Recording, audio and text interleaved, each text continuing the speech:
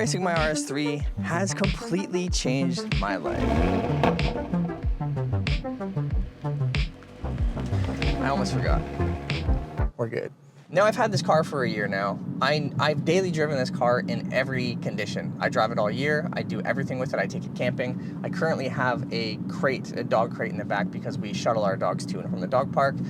I know what the RS3 is, I know what the DAZA is, and I know what it's capable of. That being said, I came out of that roll racing day with a completely newfound love for this car and just a really crazy eagerness to start modifying and tuning the car.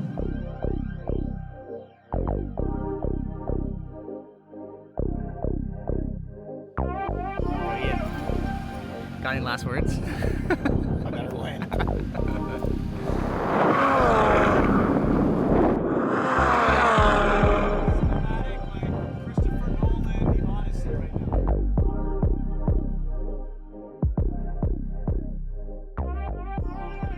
Going to this roll racing event really opened my eyes to exactly what the DAZA is. And again, I've known the DAZA, I've lived with it for a year, right? This RS3 group that I'm in had rented a decommissioned airport. It was 2 hours away. So I cruised up there with a couple of the other RS3s. This is really new to me. I've never been a part of a car group that I've actually gone out and done things with. So that in itself is really exciting and it was really fun. Highly recommend. If you don't do it already, highly recommend. So we were at the airport for about 3 hours and it was just really fun. I wish I took more content that day, but I was pretty much just in the moment and I was really excited. You know, I wasn't really thinking straight. I did some rolls with a Mark 8 Golf R, which those cars are a lot quicker than I had expected. I know the Airstrip I had an S3, but those Mark 8 Golf Rs are quick. They're very quick.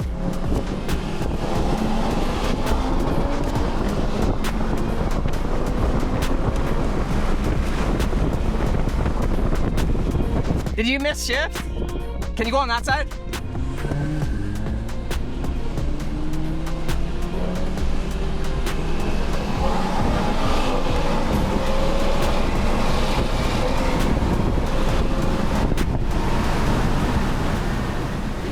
And I also raced a M340i, 2023, I believe, the new gen. I got gapped by the M340i.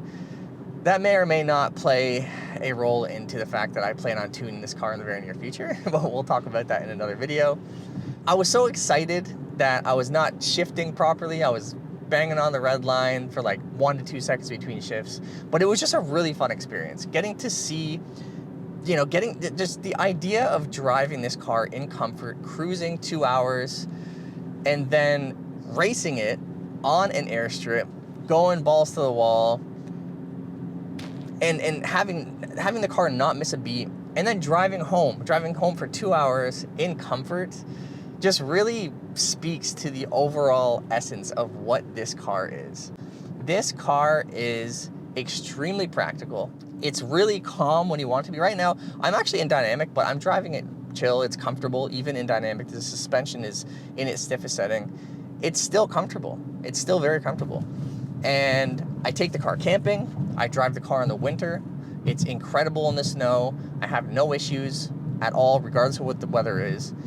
So it does everything I need. It looks amazing. This car, in my opinion, the 8V RS3 is timeless. And it does all that stuff, right? And then when you want it to, it can be a violent performance car. And if you can't tell by this point, I'm still riding the high of that day. It was so much fun. And again, like, if you're not part of a car group or a car community and you're into cars, I highly recommend getting involved. People are so nice, man. I've met some really good people and made some good friends already.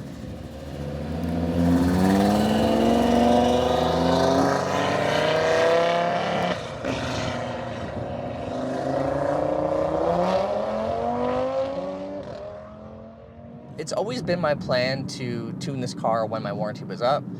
My warranty coincidentally had ended about 1 day before that roll racing event. So it's time to tune the car, right? I've been holding off because I didn't want to tune it and void the 1-year CPO warranty I had, but it's time to tune the car. And that day, that roll racing event was the beginning of this car's transformation process. I can't hold off anymore.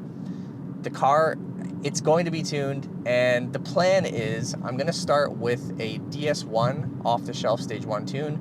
So DS1, for anybody unfamiliar, is a ODB2 port tuning device that comes preloaded with off-the-shelf tunes, meaning you just plug it in and flash the car, depending on what modifications you have, right? So Stage 1 is no supporting hardware. I don't have to get anything. I just plug it in, I flash the car, and just from that tune alone, I should be around 480 horsepower. So once I'm tuned, and I can't wait. I am a child. I think a lot of people, I think we're all children at heart, right? But I feel like people that are into cars are especially childish. The plan as of right now is start with Stage 1 off the shelf, and then I'm gonna start building out from there. So I think the second thing that I wanna do, because it's relatively inexpensive in comparison to a lot of other modifications that I'll end up doing, is a ethanol sensor.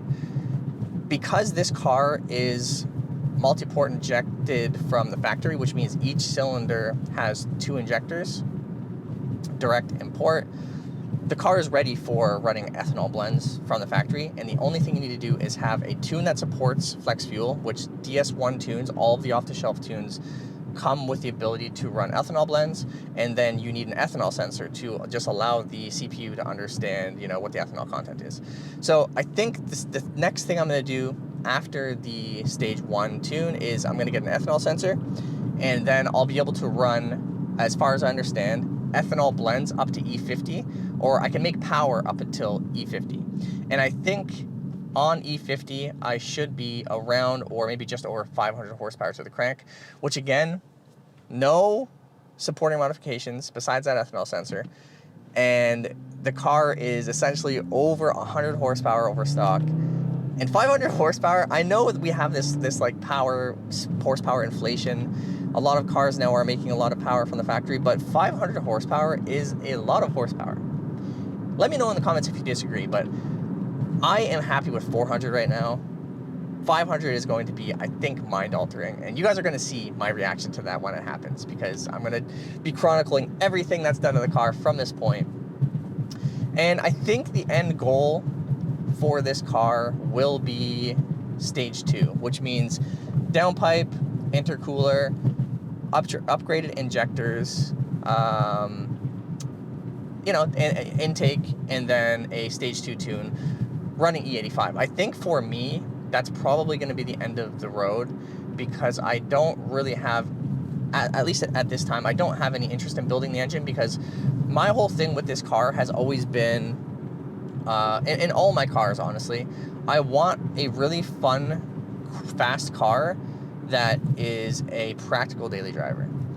And this car, in my humble opinion, is one of the most perfect cars to check all of those boxes for me. And for the price, I paid around $45,000, $46,000 last year around this time for the car. There's really nothing in my opinion that comes close to that for what this car does. If you're interested in DAZA content, if you're interested in watching or following along as I start the process of modding this car, feel free to hit the sub button. I'm super excited. If you can't tell, I love it. I love the RS3. That's all I had for you guys today. Like always, see you in the next video.